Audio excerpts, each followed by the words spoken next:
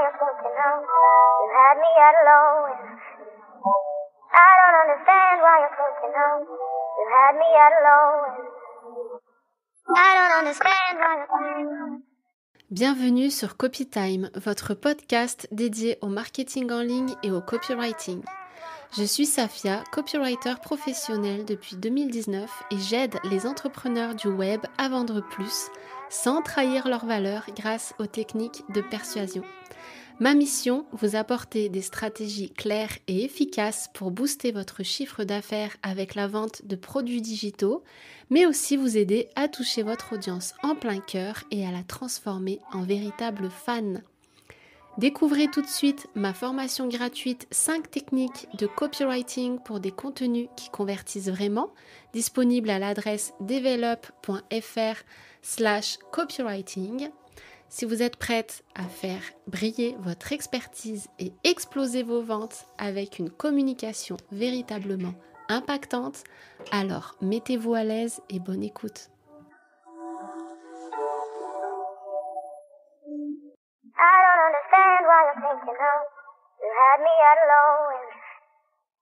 C'est la fin de l'année et tu es probablement en train de faire ton bilan et ou de préparer tes objectifs pour l'année prochaine. Si ce n'est pas le cas, eh bien laisse-moi te dire que c'est une grosse erreur. Ne pas dresser tes objectifs, c'est un peu comme charger ta voiture avec des bagages pour partir en vacances sans avoir ni ta destination, ni plan de route. L'objectif de cet épisode ne sera pas de te convaincre de dresser des objectifs pour 2023, puisque je pense que tu trouveras facilement un tas de ressources sur ce sujet-là, et surtout durant cette période, mais plutôt de t'aider à les revoir à la hausse.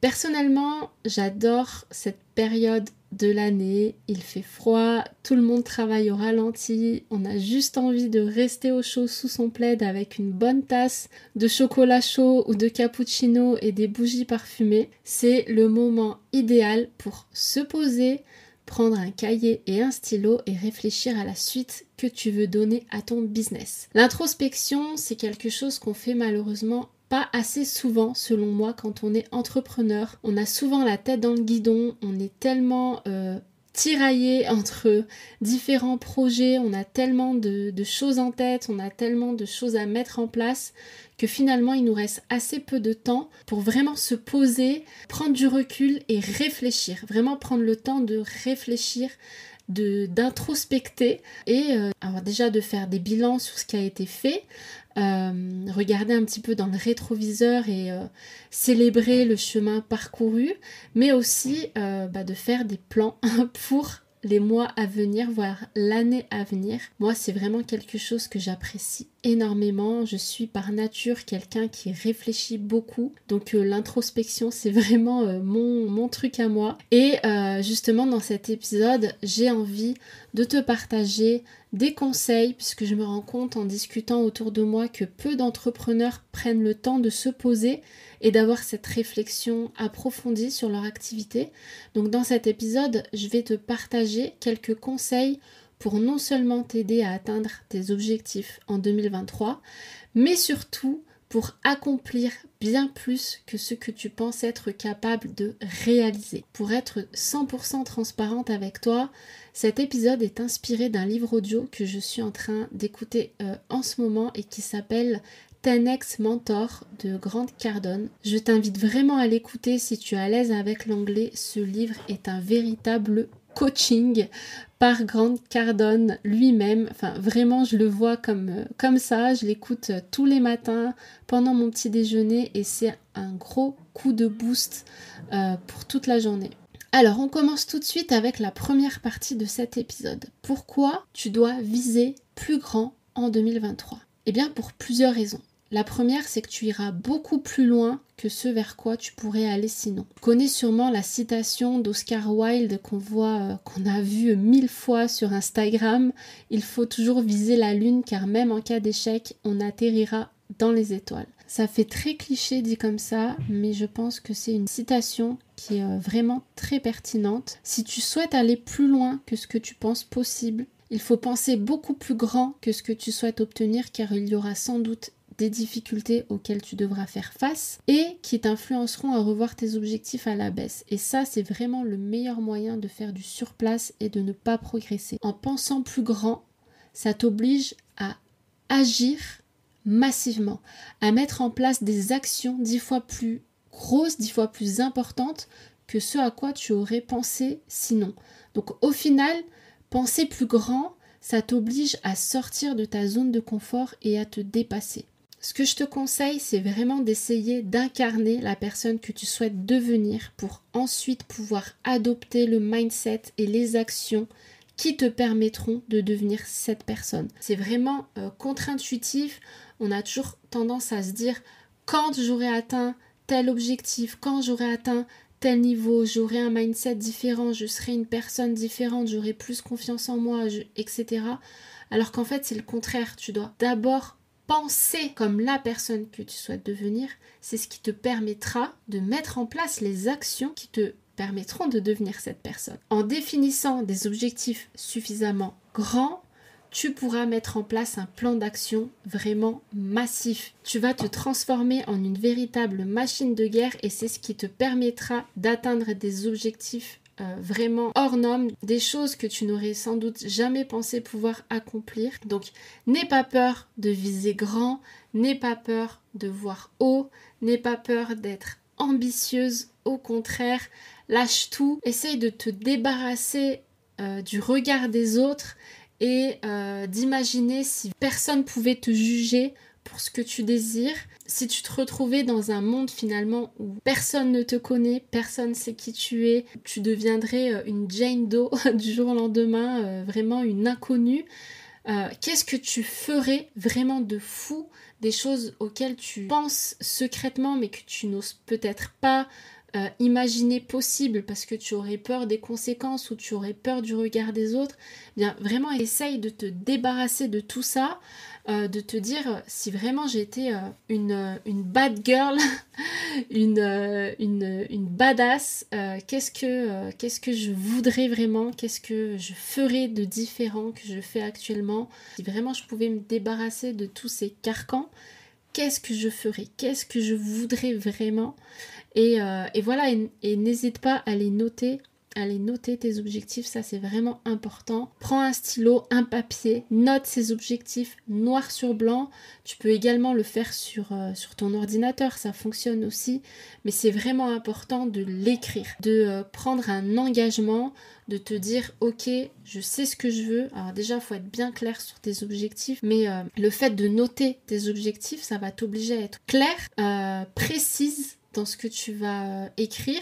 Il suffit pas juste de dire par exemple je veux devenir une entrepreneuse à succès, ça veut rien dire. C'est quoi le succès pour toi? Il faut que ça soit quantifiable, il faut que tu puisses à la fin de l'année 2023 cocher, te dire ok, ça c'est fait, j'ai atteint tel palier, j'ai atteint tel objectif, j'ai fait tant de CA ou j'ai eu tant d'abonnés sur LinkedIn, sur Instagram, tant d'abonnés dans ma newsletter, j'ai eu tant d'écoutes sur mon podcast, j'ai fait tant de vues sur ma chaîne YouTube. Il faut que ça soit quantifiable et mesurable. Donc ça, c'était une parenthèse. La deuxième raison pour laquelle je te pousse à viser beaucoup plus grand en 2023, c'est qu'en fait, quand on a de grands objectifs, quand on a un pourquoi fort, quand on a vraiment ces projets qui nous font vibrer, qui nous font frissonner, juste d'y penser, juste de les imaginer, c'est finalement ce qui va te permettre d'atteindre tes objectifs et de ne pas laisser tomber. Souvent, quand on laisse tomber, c'est tout simplement parce que nos objectifs n'étaient pas assez grands. Du coup, on n'est pas suffisamment engagé, on ne met pas tout ce qu'il faut comme action dans ce projet parce que finalement ces objectifs ne nous poussent pas assez dans nos retranchements. On reste dans notre zone de confort, on ne grandit pas, on ne va pas chercher le challenge. Si tu veux des gros résultats, tu dois avoir faim, tu dois être affamé, d'accord? C'est ce qui te permettra de mettre en place des actions qui vont te sortir de ta zone de confort, qui vont certes te faire peur, mais on ne grandit pas sans sortir de sa zone de confort. Personne n'a jamais réussi dans l'entrepreneuriat en faisant uniquement des choses qu'elle maîtrisait ou qui la mettaient à l'aise. D'accord? Si tu veux vraiment obtenir des résultats dingues, des résultats qui feront que tu te sentiras fier, des choses vraiment qui te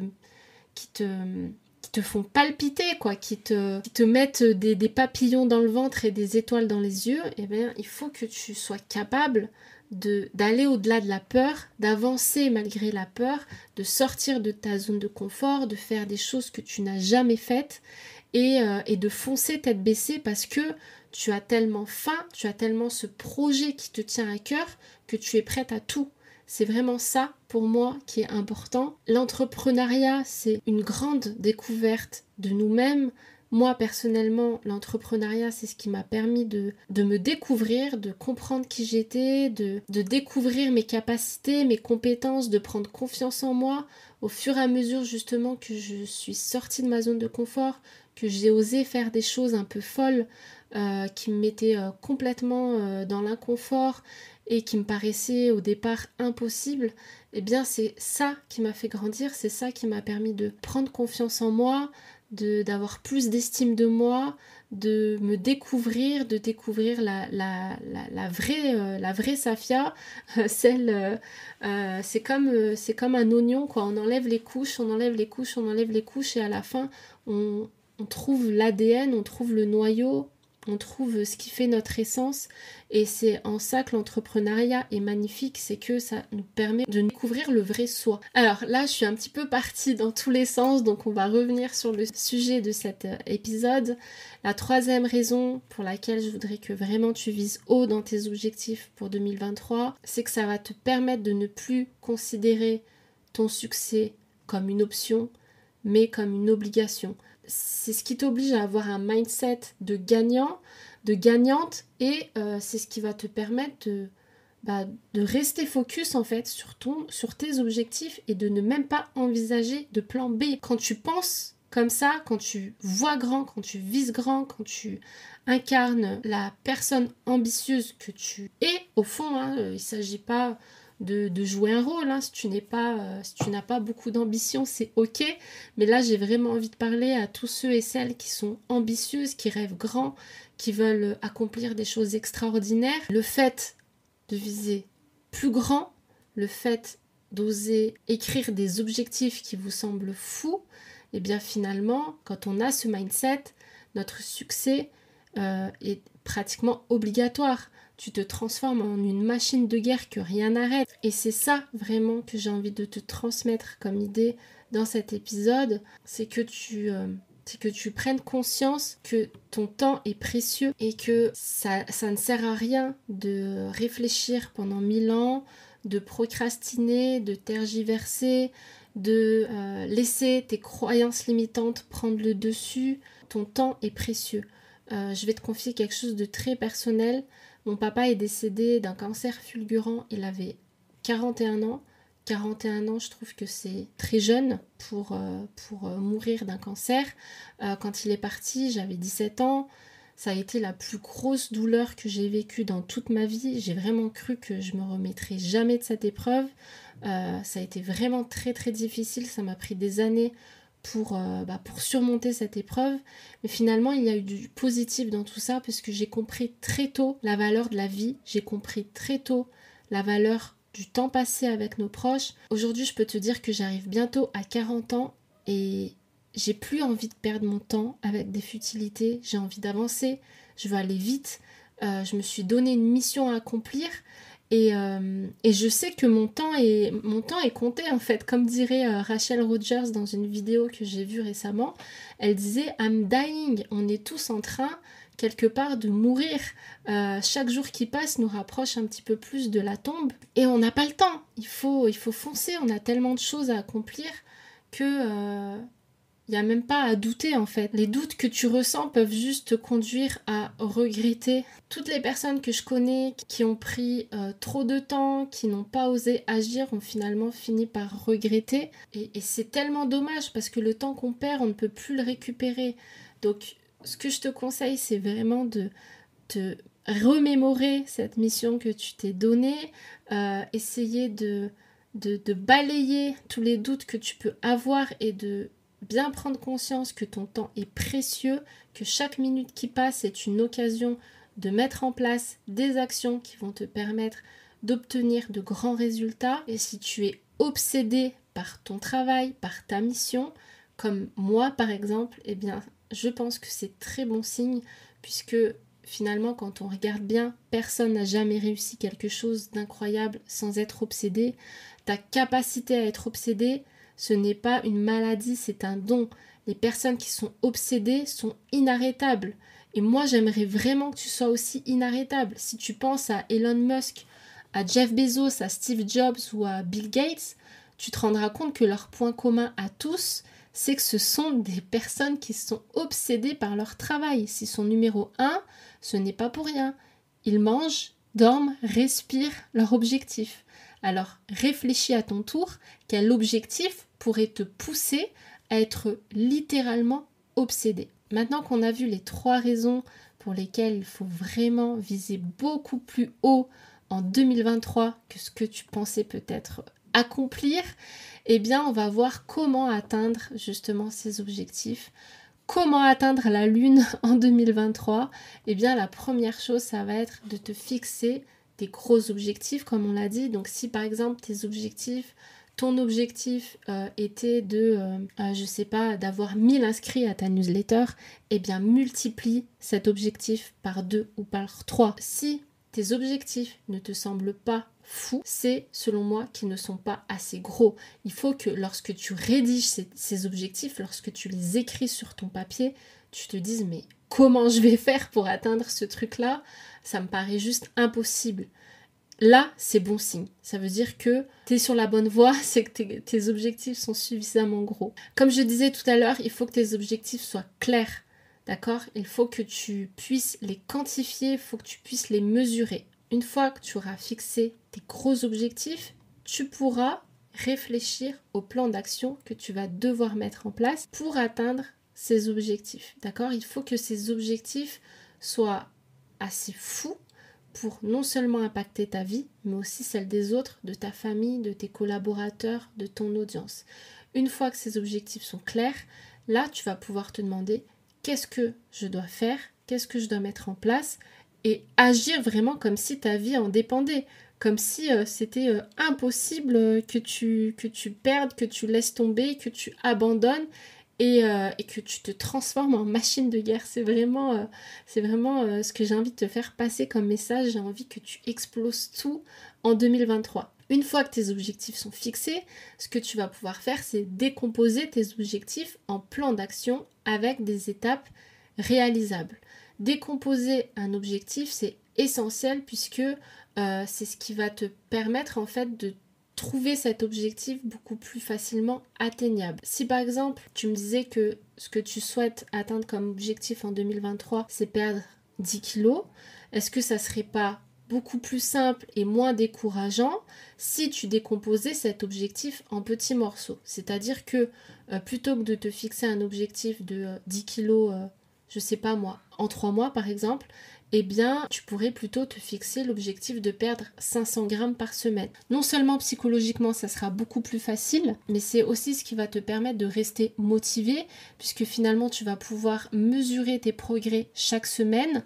Même si une semaine, tu n'arrives pas à perdre tes 500 grammes, c'est pas grave. Tu continues la semaine d'après, alors que 10 kilos en 3 mois, tu vas devoir attendre 3 mois pour pouvoir checker, cocher cet objectif. Et en plus, il y a des chances que tu te décourages en route, que tu trouves ça insurmontable, que ça te paraisse une éternité et finalement que tu abandonnes. Alors que si tu te fixes 500 grammes par semaine, tu pourras mesurer ton avancée et surtout célébrer tes progrès chaque semaine. Tu pourras te féliciter, tu pourras te récompenser, ça te permettra de rester motivé et finalement, au bout des 3 mois, si tu continues comme ça chaque semaine, tu te rendras compte que tu auras perdu tes 10 kilos. Ça t'aura semblé beaucoup plus facile et surmontable qu'avec ton objectif des 10 kilos en 3 mois. Donc pour décomposer tes objectifs, là je t'ai parlé de perte de poids, mais c'est peut-être pas les objectifs que tu souhaites mettre en place pour ton entreprise. Donc pour décomposer tes objectifs, il est important que tu saches ce que tu souhaites accomplir dans chaque domaine, encore une fois, comme je le disais, en étant le plus spécifique possible et surtout en étant réaliste. Si tu as mis 1 an pour atteindre les 500 inscrits à ta newsletter, tu vas évidemment pas te fixer un goal de 20 000 inscrits à ta newsletter en 3 mois. Ce n'est pas logique, ce n'est pas réaliste et c'est le meilleur moyen de te décourager et de te sentir comme un loser à la fin de l'année parce que voilà, tu auras peut-être atteint même pas 1/10 de ce que tu t'étais fixé comme objectif. Donc oui, il faut voir grand, mais il faut quand même être réaliste. Les questions à te poser pour décomposer tes objectifs en plan d'action avec des étapes réalisables, ça va être évidemment quel est mon objectif final? Est-ce qu'il est mesurable? Quand est-ce que je peux l'atteindre? Et quelles actions je vais devoir mettre en place pour l'atteindre plus facilement ou comment je peux le rendre plus accessible? Une fois que c'est fait, tu vas pouvoir passer à la 3e étape qui va être de créer un calendrier pour tes objectifs. Tu as décomposé tes objectifs en plusieurs étapes. Tu vas tout simplement caler ces étapes dans un calendrier, encore une fois en étant réaliste sur ce qu'il est possible de faire, tout en étant quand même ambitieux ou ambitieuse pour sortir de ta zone de confort et ne pas trop rester dans des choses que tu as l'habitude de faire. Là, on vise grand, donc on va être obligé de mettre en place des actions qui nous mettent dans l'inconfort, des actions massives, des choses qu'on n'a pas l'habitude de faire, des choses voilà un petit peu folles qu'on n'aurait pas pensé faire autrement. Donc c'est trouver le juste milieu entre réaliste mais suffisamment fou pour aller chercher au-delà de ce que tu as l'habitude de faire. 5e astuce pour rester focus sur tes objectifs et atteindre la lune en 2023, ça va être de célébrer vraiment toutes les petites victoires. Il faut que tu cherches les petites victoires partout où elles sont. C'est ce qui va te permettre de rester déterminé, de gagner en confiance. Et comme on dit, la victoire attire la victoire. Plus tu vas avoir des victoires et plus tu vas avancer avec enthousiasme et l'enthousiasme va attirer encore des choses positives à toi. Donc voilà, essaye de chercher toutes les petites victoires qui se trouvent sur ton chemin, célèbre-les et apprends aussi de tes succès. On dit souvent qu'on apprend de ses échecs, mais on apprend encore mieux avec le succès. Lorsque tu as du succès, eh bien finalement il te suffit de décomposer ce qui t'a permis d'atteindre ce succès et d'itérer en fait ces actions pour atteindre des résultats encore plus fous et de finalement faire succéder le succès au succès. Mon 6e conseil que j'ai envie de te donner pour atteindre tes rêves, tes objectifs les plus fous en 2023, ça va être de faire un plan pour vraiment rester sur la bonne voie tout au long de l'année. Comment? Pourquoi pas en faisant du journaling? Le fait de faire du journaling, donc d'écrire dans un journal tous les jours, c'est un excellent moyen de rester focus, c'est un excellent moyen de célébrer tes victoires, c'est un excellent moyen de rester dans la gratitude même lorsque tu subis des échecs ou des difficultés. Et c'est aussi un excellent moyen de te rappeler, de remémorer tes objectifs, ta mission, ta vision et rester focus en fait sur ça.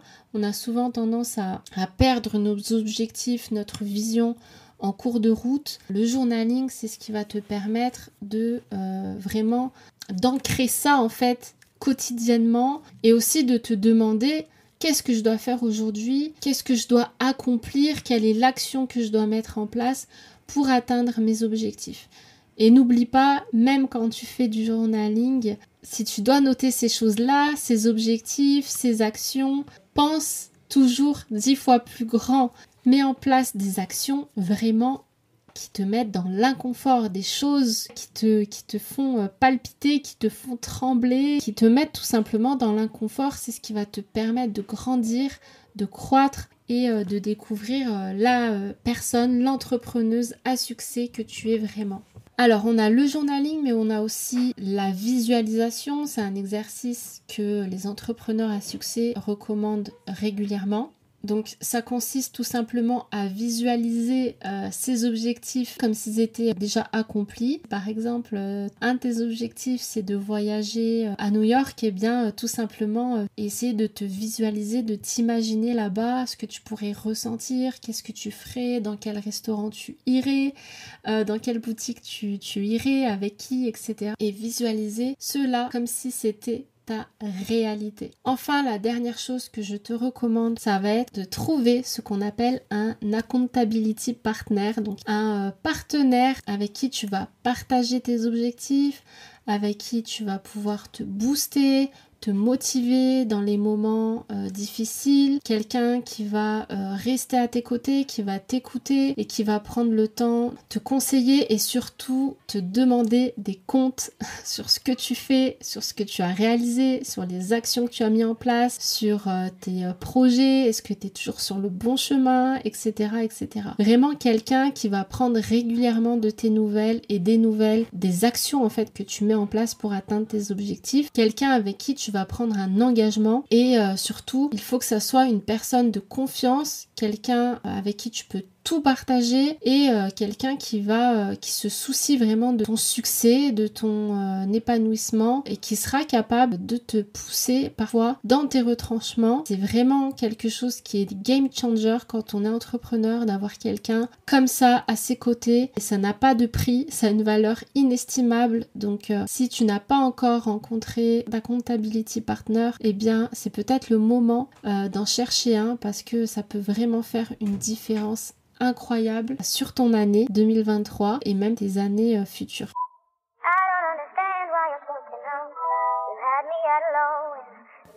Merci d'avoir écouté cet épisode de Copy Time jusqu'au bout. Retrouvez toutes les ressources que j'ai mentionnées sur le site develop.fr. N'hésitez pas à me suivre sur Instagram pour encore plus de contenu dédié au copywriting et au marketing en ligne.